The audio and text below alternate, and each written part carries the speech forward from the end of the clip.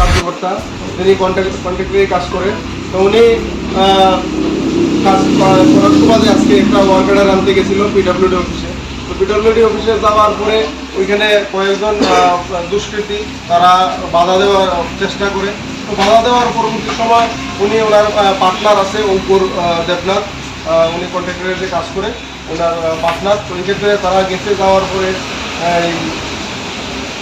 তারা বাধাটা নামাই না ভিতরে ঢুকবার চেষ্টা করে। তারা দুইজন ঢোকার চেষ্টা করার পরবর্তী সময়ে তারা কি করছে, তারা একটা গাড়ির থেকে, তার নাম শান্তনুদেব বর্মা, এমনিতে কালা কয়, ওই শান্তনুদেব বর্মার গাড়ি থেকে, একটা নীল কালারের গাড়ি, ওই গাড়ি থেকে বড় বড় কিছু রড বাইরে দিয়ে এই ওনার সঙ্গে যা ছিল তাও আসিল।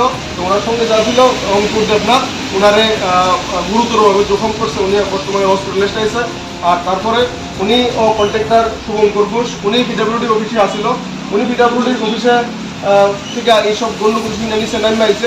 আওয়ার পরে জিজ্ঞেস করছে যে ভাই কী ঘটনা কী হয়েছে। তারপরে এই শুভঙ্কর ঘোষরেও এখানে আঘাত করছে। এবং এই সমস্ত ঘটনার ভিডিও ফুটেজ আমাদের কাছে আছে, আমরা আপনারা পরবর্তী সময়ে এটা দিয়ে দিব। আর ওইখানে কন্ট্রাক্টর আসছিল আমাদের বিপ্লব দাস ওইখানে আসছিল। উনি এই ঘটনাটা দেখা, এটা ভিডিও করতেছে দেখা ওনারা হুমকি দিছে, প্রাণনাশের হুমকি দিছে, দিয়া ওনার হাত থেকে মোবাইলটা লইয়া তারা গেছে।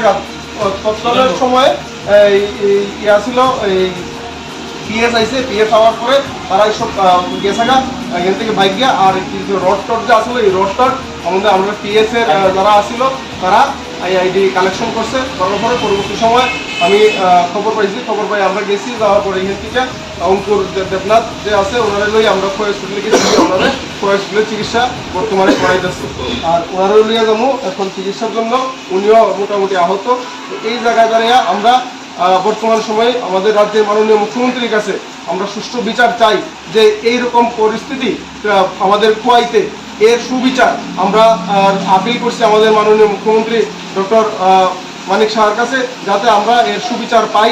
তার জন্য আমি আপনাদেরকে যারা এখানে আমরা মাধ্যমে আমি এই বিষয়টা আমি জানাতে চাই সবাইকে। ধন্যবাদ। আপনাকে পুলিশ প্রশাসন কোন দলের কার্যকর্তা? ওরা সিপিএম করে, হ্যাঁ, এবং আমরা জানি না ওনারা কোন রাজনৈতিক দলের কার্যকর্তা। তবে শ্রীকান্ত ঘোষ যিনি আছে, তারা ওইখানে 5 জন ছিল।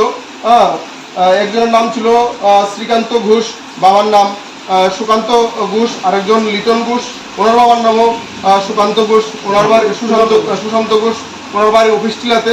আরেকজনের নাম হচ্ছে রূপক গোপ, বাবার নাম সুবোধ গোপ, ওনার বাড়ি জাম্বুরাতে। আরেকজন শান্তনুদেব বর্মা এখানে বাড়ি আছে বন করে, ওনার বাড়ি মূলত আশ্রম বাড়ি।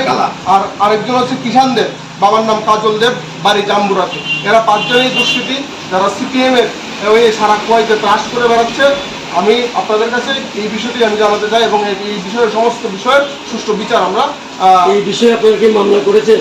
মামলা আমরা এখন করতে যাচ্ছি, মামলা করব।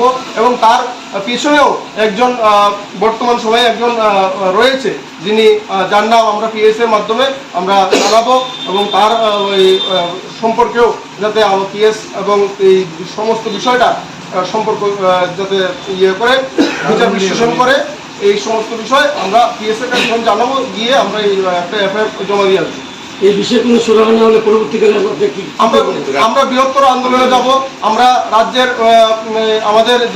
আমাদের পার্টির যিনি রাজ্য সভাপতি রাজীব ভট্টাচার্য মহোদয়, আমরা ওনাকেও বলতে চাই যে আমাদের এই ভারতীয় জনতা পার্টির নেতৃত্বে সরকার থাকার সুবাদেও আমাদের রাজীব ভট্টাচার্য যিনি রাজ্যের আমাদের সভাপতি, উনি এই সমস্ত বিষয় খতিয়ে দেখার পর একটা সুবিচার আমরা চাই আমাদের এই আজকের ঘটনার।